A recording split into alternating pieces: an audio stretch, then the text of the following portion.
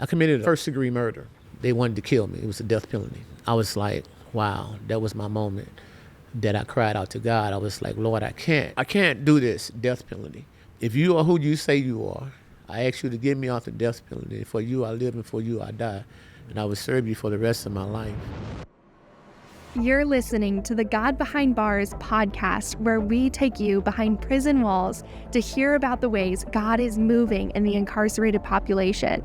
God Behind Bars is a ministry that exists to introduce inmates and their families to Jesus and connect them to the local church. And we do that through a variety of programs all across the United States. This podcast was created to give you a glimpse of what life is like behind bars, first-hand testimonies of Jesus radically transforming lives, and why we believe God belongs in prison. Hey, welcome back to the God Behind Bars podcast. I'm Jake Bodine, and I have an amazing guest with us. His name is Greg, and we are sitting in ERDCC currently right now. And I know our audience would just love to know more about you, Greg, and your story. And so why don't you kick it off? Just take us as far back as you can remember, and just sharing your childhood and kind of your life up until the point of incarceration. My childhood was like, my mom died when I was 1 year old, so I never knew my mom. So I went to the three youngest, we right behind each other, 1 year behind each other. Mm. And I went to my big mother's house, my grandmama, and that's where the love I was seeing shown at up until the age of 6. At the age of 6, my dad came and got me. I'm the baby boy of 10 boys and 3 sisters. And he came and got me for kindergarten and brought me out to the house where my other brothers were, who I didn't know at all, pretty much, because I got taken away from him at 1 year old. Are you still in the same town at this point, or is it a totally different city? No, it's still the same, okay. St. Louis, Missouri. Yeah. And when I got there, it was like my dad came and snatched me from the only love that I've ever known, because when I got there was no love. It was just, I got introduced to things that no kid should have ever got introduced to: drugs, alcohol, sex, and at 6 years old, and that started early for me, and I felt abandoned and rejected, because I left and tried to run away and tried to get back to my big mother, because this house was strange to me. I didn't want to be there, but I was forced to stay there anyway, so. Anyway, I learned so much from them. My brothers were full of, they was using drugs, selling drugs, running women and things and whatnot. And that's where my life took off from that point. But the thing about it was, I was just a kid, so I didn't know anything about those things, So that's where influence came in at, So from the age of 6 up until the rest of my life, man, it just was crazy, and when I got to my dad's house, I had a stepmother. She hated me, and that's where my verbal abuse came from, emotional, and physical abuse. I used to get beat. I used to get put in a dark basement, My favorite cartoon was the Lone Rangers, Johnny Robot. I don't know if y'all old enough to know nothing about that, Ultraman and stuff. But she would make me sit behind the couch, face the wall, and turn it up real loud, and I couldn't watch it. That was crazy. Yeah. But she really hated me because I was the baby boy. Anyway, I was sexually molested, by a man and a woman. It was just crazy, and all of that trauma and everything had a lot to play with me growing up and making it here today. Yeah, man. And so obviously that pain from those traumas is kind of what got you to the point of acting out as you got into your young adulthood. Why don't you speak to a little bit of that? Yeah, my escape from all of that was I was a very good baseball and basketball player and a football player, and that was my escape. But very good. I could have made it pro, if I had the guidance and someone to really lead me to do that. My family didn't even recognize that here was a guy in their family that could have took them out of the gutter. But because they were doing so much drugs and alcohol and living their life and using me to do those things, and that just took all of my hope away. Nobody cared about what I did. In high school, man, my dad came to one of my basketball games. I was a sophomore at the time, and the greatest game I ever had: 28 points, 10 rebounds, 10 assists. I got home, my dad didn't say, "Good game, I love you," or anything. He came to one of my baseball games. I was the first one to pitch a no-hitter at Normandy High School, and I was a sophomore. Didn't say, "I love you, good game," or anything. So I felt like, what's the point? Yeah. So I followed up behind my brothers, running, selling dope and everything, and I lost all of that. Yeah. Yeah, and so speak to that a little bit, because I think that often, like, especially as dads, like we overlook the impact that we're having on our children, even when we don't say anything. Right. Like, what you're explaining, like, that means a ton to you. What, share a little bit about that. That scarred me for life, because I wanted to satisfy my dad. I wanted him to see how good I was and how I could have helped the family get out, and how this was something that I enjoyed doing. And for him not to pay attention to me, for my brother and them not to pay attention to that, that was like a rejection. That was like abandonment. There was like no love at all. You know what I mean? So it was like, what's the point of doing this? Why should I do this? So I fell up behind the seduction and influence of the things that they were doing, which led me down the wrong path for years to come. It led me down the path for like 36 years of my life. Yeah, and I think too is, like, just even being a dad, I think sometimes we can think that the tough love is the way to get your children to respond, and not understanding that what they're really seeking is just your approval. That's and words of affirmation, encouragement, letting them know that they're proud. You're proud of them as a dad. Yeah. So that's really what I'm hearing there. That's super unfortunate. I'm sorry for that. So at what point in your life did, like, incarceration become a reality? When I started using at the age of 18, I started using, first was marijuana at an early age. I started using marijuana around 12 and started drinking. And drinking really took a hold of me, It was my drug of choice. And I became an alcoholic around about 14 years old.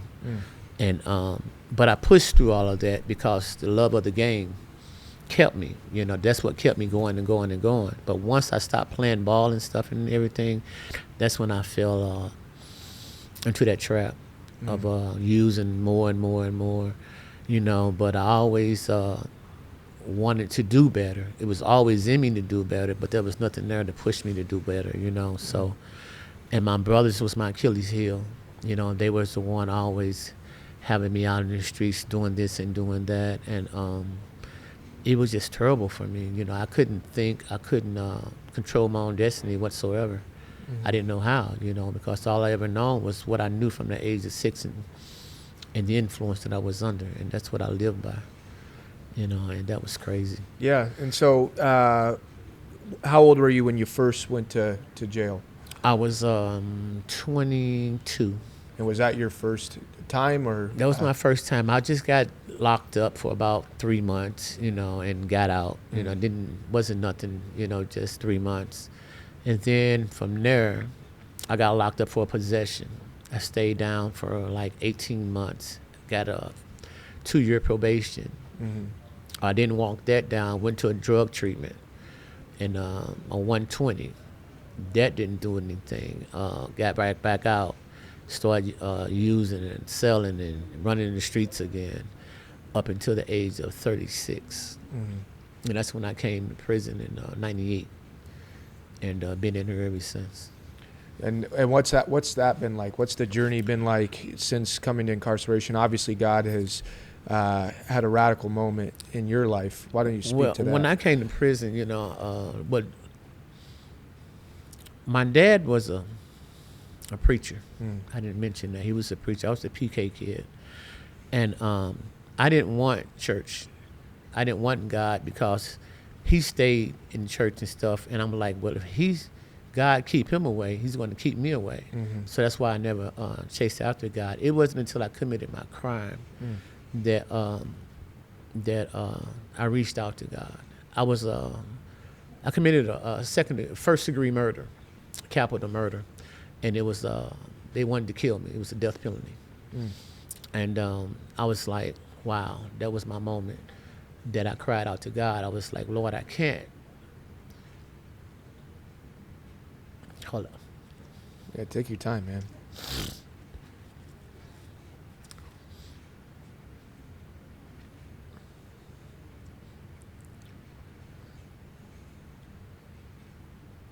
I can't do this death penalty, but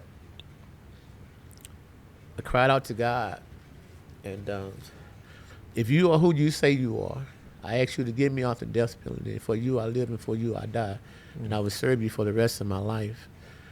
And I didn't know anything really, because I wasn't really a church guy or anything like that. I just knew that if you cried out to God and you were sincere and honest about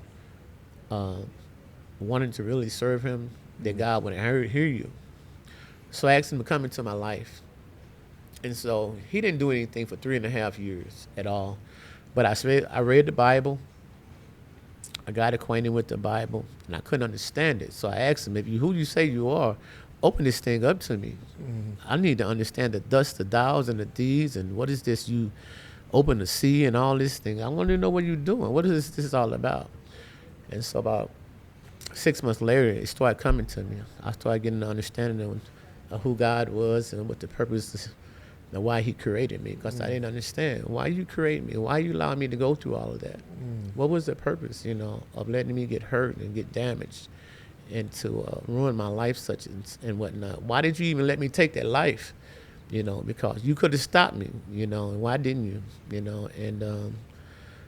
But I trust that He heard me, and I said, if you get me out of this situation, I'm going to serve you for the rest of my life, and I'll do whatever you want me to do.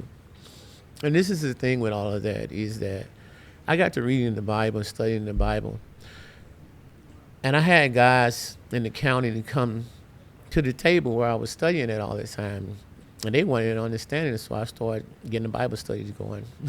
It was amazing how God used me to do that. For 3.5 years, He done that.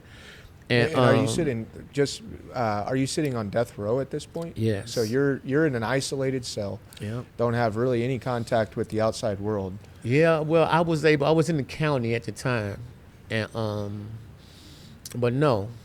Yeah. So, but you're pretty much by yourself the majority of the time. Yeah. And so God's still finding a way to use you even in those in that situation. Wow. Yeah. And I thought for a minute that I'm like, well, I guess He's not going to hear me. But I told Him I was going to continue to serve Him no matter what, because I just couldn't understand how He allowed me to take a life. That really did something to me. But they drove me to God, and I was doing Bible studies with the guys and stuff and whatnot, and God was revealing Himself all the time along to me. Then one day, one of my lawyers came to me. This one lawyer, she said, "Well, one of the lawyers heard about your case, heard about what's going on, and she came out of retirement to take your case." And so what they did was, what God did was use them, and they came to me one day and said, "Look, we got a deal for you." I said, "Is He going to remove the death penalty?" That's all I was worried about. I told God, "You just remove the death penalty and give me life without, and I'll serve you the rest of my life. As long as they don't have control in taking my life. But I'll serve you here and do whatever you want me to do." And so they came to me and told me that, well, because of your mental state and everything, we're going to take you and give you a psyche eval. So I got a psyche eval and everything and whatnot. And the psyche eval is what got me off of death penalty. And it came from a capital murder first degree to a second degree, which is a parolable sentence. Now, that's not heard of. Yeah. You know what I mean? Yeah. And for God to do that for me, it was the greatest hope that I ever had in my life. And I've been doing it ever since. And not only that, when He took me off of death row and gave me a second degree murder, and I have 2 life sentences. I have a second degree murder and I have a life sentence on my Armed Criminal Act. But I still have an opportunity to go home. Wow. At some point, and I've been serving God ever since. And from that point on, I've just been serving God for the last, 10, 15 years, Yeah, speak to that. What, like when you say serving God, what does that look like? I mean, He's taken me from a Bible study. I am the Christian community facilitator of this institution. Okay, that's awesome. Yeah. I preach and I teach Sundays. I was teaching on Tuesdays, but another service taking over that. I'm a facilitator of the Big Brother Mentor program here. Yep. You know, I'm doing that too, and man, you know, it's just been amazing the thing that God has done in my life and the heights that He has taken me. You know, who would ever thought someone like me, you know, to be able to be the community facilitator of the whole institution? Yeah, no, that's amazing. And like, tell me what that feels like. Man. Obviously, like prison, nobody wants to be here. No, it's like, man, this is the best time I've ever had in my whole entire life. Wow. Being here, serving God, and doing God's will. Wow. And living for God. I've never had so much peace and so much joy in my entire life. It feels so good to be able to speak God's word and help another soul. Mm-hmm. You know, and that's what I want to do for the rest of my life. What kind of life change have you seen through your ministry here? All the trauma that I've been through, man, the depression, the stress, I've used that in helping others, and they've come out of so much. So many souls been saved. Just last night, man, we had 40 people got baptized. Wow. 40. And these are from different religions, man. Yeah. Different religions. And I've impacted a lot of those lives. And, well, God impacted a lot of those lives through me. Yeah. You know, I'm just a conduit. I'm just a servant. And I just thank God for using me, man. You know, I've overcome so many obstacles in my life. The trauma, the depression, all those things, the anger and the resentments and bitterness that I had in my life is gone. All of it is gone. But I haven't forgotten, because I use those as teaching tools to help others, you know, that if He can do it for me, He can do it for you. You know, and it's been great, man. You know, it's been great. And, you know, prison is saved my life. It saved my life. And speak to, like, obviously these environments, they're not all great. No. Not all the people in here are great. No. And so as you go through your daily walk as being a Christian inside of a prison environment, what does that look like? How do you navigate that? Because there are some things that I would assume that the environment just is, you're a product of it. Yeah, you know, So. it's I mean, to have to live this day in and day out, everything is constant, rapid, and repeated. Nothing changes. You know, it's unpredictable, but nothing changes. But consistently, I stay focused, I stay fervent, I stay faithful to just walking with God, man, you know, and living my life and being an example. When something goes down in here or someone dies or something, it hurts my heart, you know, and it's been happening a lot lately, you know, and so a lot of us get together and we pray, you know, and asking God to make a move in here. And God Behind Bars came in here and did a move that's been awesome. It's been so awesome for this God Behind Bars to come in here, and I've seen so many souls get saved since you guys have been here, and it's amazing. Which we haven't got to partner with you guys very long. It's only been a few weeks. It's only been a few weeks, man, and I'm talking about from 25 people come to a Monday service to over 100. Wow. In 3 weeks, or 4 weeks, however long it's been. Yeah. But that's not. I want to just say that's not us. That's through the faithfulness of you guys here on the ground. That the peer-to-peer pastors and ministers that one are praying for their community daily, but two, being the hands and feet.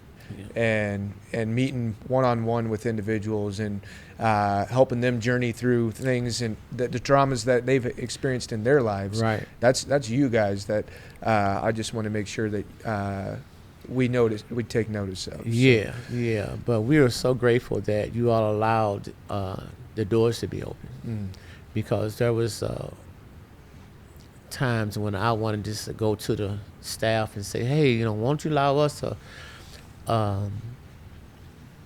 a platform to be able to speak to the masses, those that you have pillars of the community, leaders of the community can have an opportunity to speak to the masses, those that still sick, suffering, and hurting, you know, that us that has overcome these things so that they can see that it can happen.